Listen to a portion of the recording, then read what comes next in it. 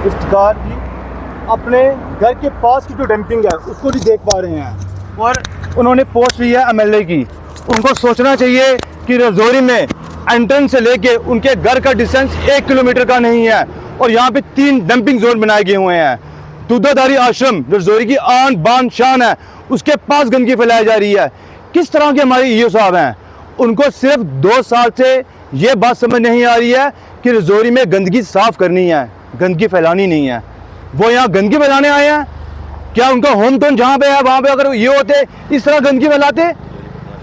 रजौरी ये चीज़ बर्दाश्त नहीं करेगा। म्यूनसिपैलिटी पहले भी एक केस फेस कर रही है और एक केस और फेस करेगी अगर इस तरह गंदगी फैलाते रहे, यहाँ के हमारे रजौरी के एनवायरनमेंट को खराब करते रहे।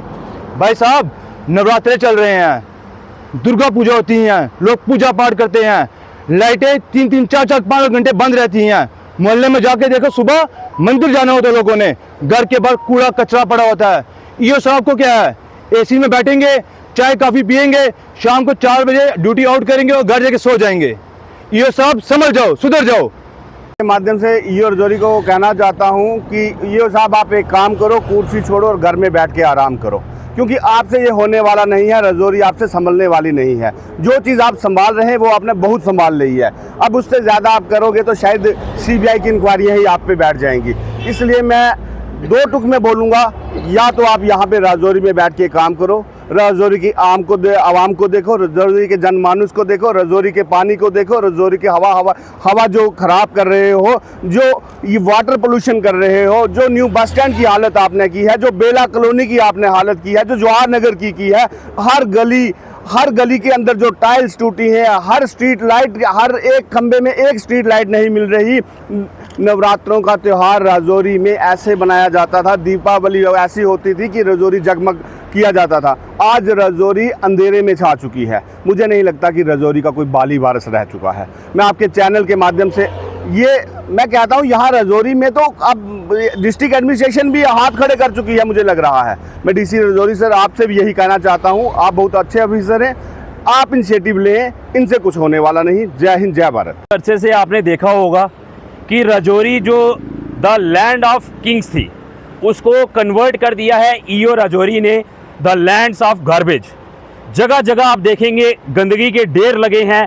हॉस्पिटल देखिए कितना क्राउडेड एरिया होता है। हॉस्पिटल के पास आपने जाके न्यूज़ एक की थी कि गंदगी का ढेर लगा है। बस स्टैंड जो बेला ब्रिज में, जो बेला ग्राउंड में जो बस स्टैंड बना है, वहाँ पे आप देखेंगे गंदगी का ढेर लगा है। ये कॉन्वेंट स्कूल है एक वार्ड नंबर 4 में, वहाँ बिल्कुल स्कूल के गेट के 10 कदम के बाहर एक डंपिंग पॉइंट बनाया हुआ है। आप देखेंगे सलानी ब्रिज से तारिक ब्रिज के बीच में 3 या 4 जगह मेन हाईवे में जो है डंपिंग पॉइंट, यहाँ पे 3 या 4 जगह बना दिए गए हैं।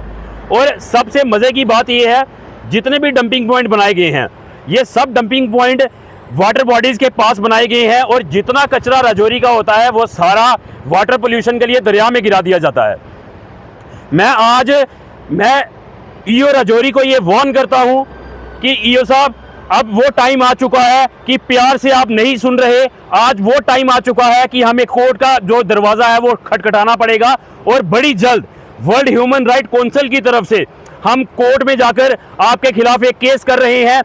आपके साथ साथ म्यूनसिपैलिटी रजौरी के साथ साथ हम पोल्यूशन डिपार्टमेंट के खिलाफ भी एक केस है जो वो कोर्ट में कर रहे हैं, जिसकी वजह से यहाँ पे रजौरी में बड़ी दिक्कतों का सामना लोगों को करना पड़ रहा है।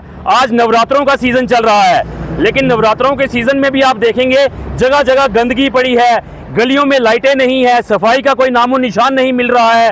आपके माध्यम से मैं आज रजौरी एडमिनिस्ट्रेशन को भी ये बोलता हूँ कि हम कोर्ट का दरवाज़ा खटखटाने जा रहे हैं।